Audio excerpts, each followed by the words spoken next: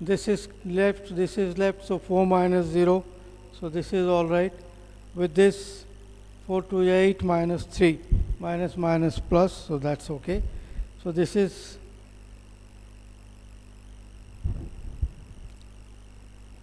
minus 1, minus 4, 11.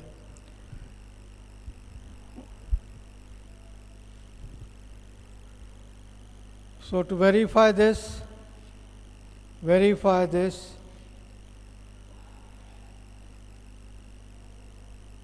and verify this.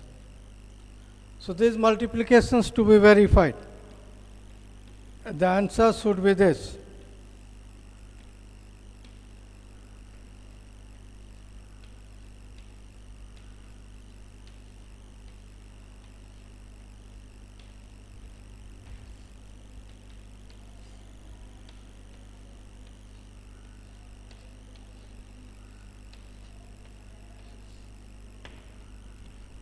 So I repeat, to verify the answer, please check once again.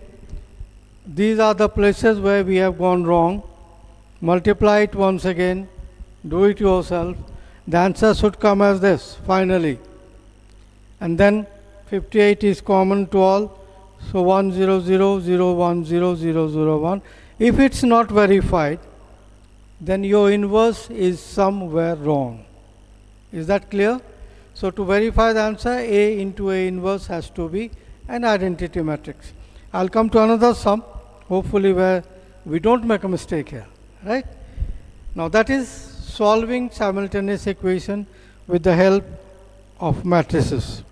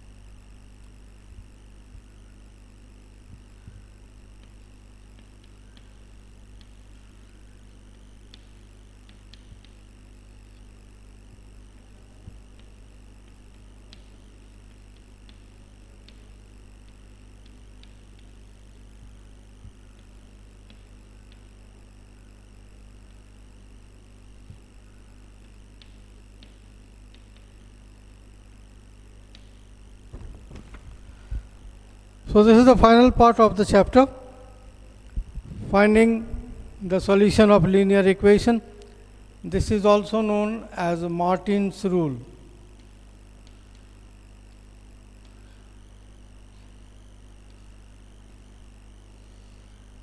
So solving simultaneous equation with the help of the matrix is the Martin's rule. What we do here, we write the matrix A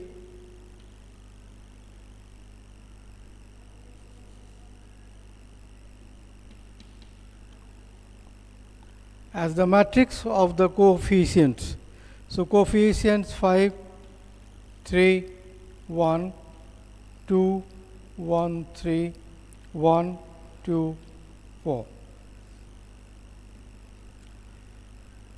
So first the coefficient matrix, then we write the variable matrix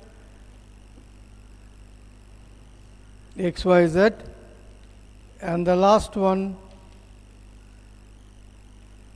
the right hand side,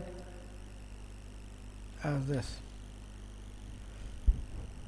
So I wrote the three matrices. Now remember, if one of the variables is missing, the coefficient will be 0. I repeat, if one of the coefficients missing, the coefficient will be 0 if the variable is not there. Now look at this. If you multiply this with this, the result is 5x plus 3y plus z. Equated to this will be 16. So this equation I wrote in the matrix form here. So what I get here is A into x is equal to B implies x is equal to A inverse B. Okay.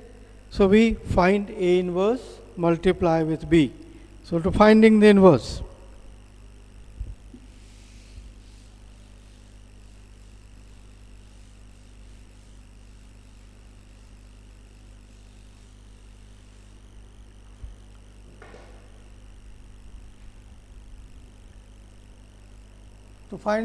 the first thing we find the determinant A. So that's it.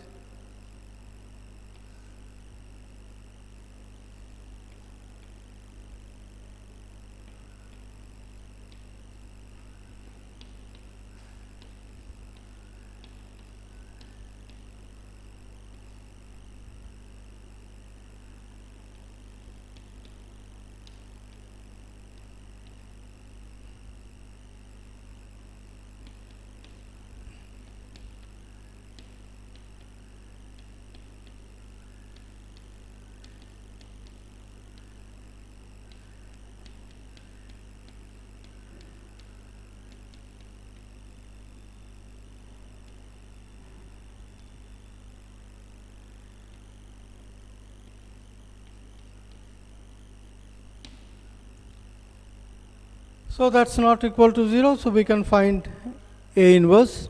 We go by the cofactor matrix.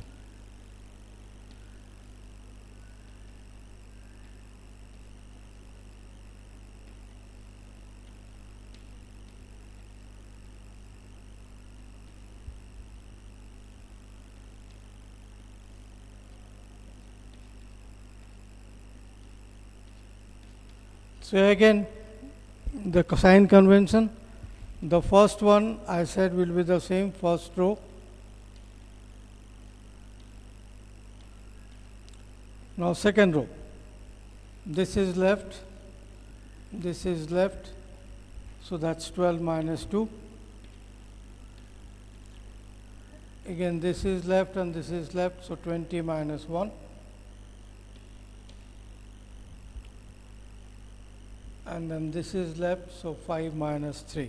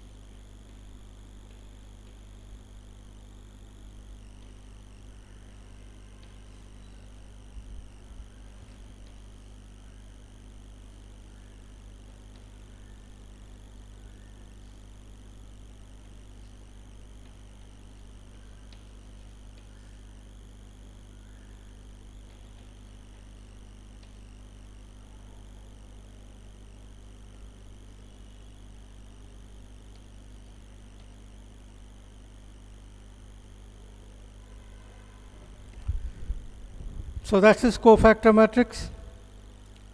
The transpose is the adjoint, so I have transposed it already here. First column is the first row, second column is the second row, third row, and then divided by determinant A, so this is A inverse. I think I did it in one go. Now find A inverse B. So A inverse B,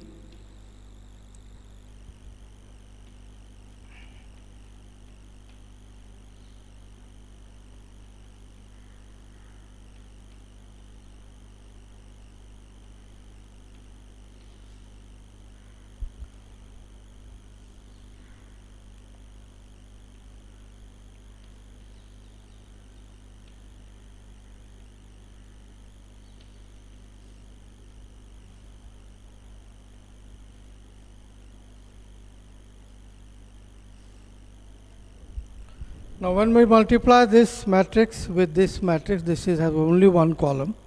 So the answer will have only one column. So multiplying 2 with 16, that's 32. 10 with 19, 190. And 8 with 25. Similarly here, 16 5 is 80. This is, I think, 381. Minus 7 here.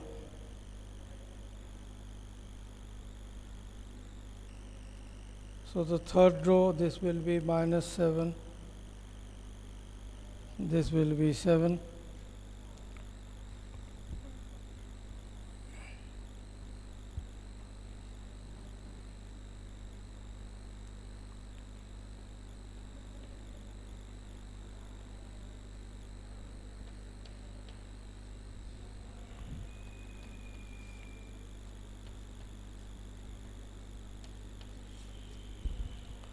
So A inverse B is a matrix 1 to 5.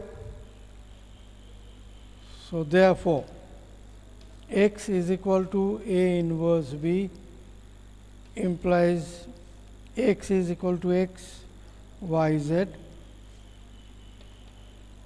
This is 1 to 5.